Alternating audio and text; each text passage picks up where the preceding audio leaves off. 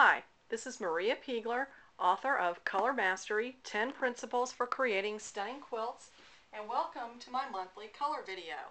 Each month I create a new video on a color concept to help you get more stunning color out of every quilt you make. And this month I'm answering a question that I got on a recent book tour that I did. I toured the state of Georgia, and at every single stop, people had the same question, which was this: how do I fit a print into a color palette, especially one that's multicolored?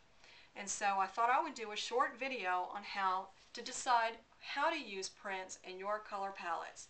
And I picked two very different prints here, but both have a lot of different colors. Here I've got a geometric that has a black background, but it also has some red, some violet, some green, and some white. And here I've got a blue print that is a polka dot, and it's got dark blue, it's got light blue, and the polka dots along with yellow, red, and green and white.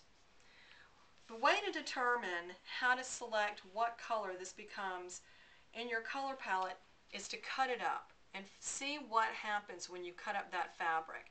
And here we have two very different things happening. For this geometric, when I cut this up, what happens is a different color dominates each of these pieces of fabric. In here it's mostly the greens, in this one it's mostly the reds, and here it's the violets, and here it's kind of a mixture of both. So in this case, you would not consider this print at all, because it would be like using scraps from your stash bin. This particular fabric, when you cut it up, has a different color dominating each one of the swatches, so none of those become dominant in the color palette, so you wouldn't even consider these at all. This would simply be an additional fabric that you could include that wouldn't change your color palette. However, this fabric would be very different, because when I cut this up, in each case, even though it has different colors in each of the pieces, blue is still the dominant fabric, because you still see the blue in the background, and it also has blue in the large and small polka dots.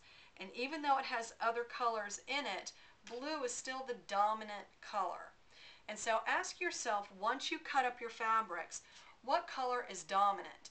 If no color is dominant, then it's not going to come into your color palette at all. You can still use the fabric, but none of the colors in here will factor into your particular color palette.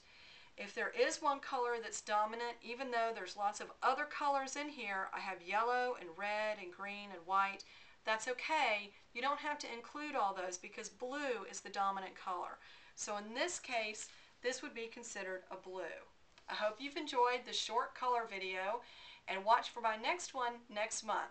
Again, this is Maria Peagler, author of Color Mastery: 10 Principles for Creating Stunning Quilts, available at your local quilt shop, on Amazon, and at my website at www.colormastery.com.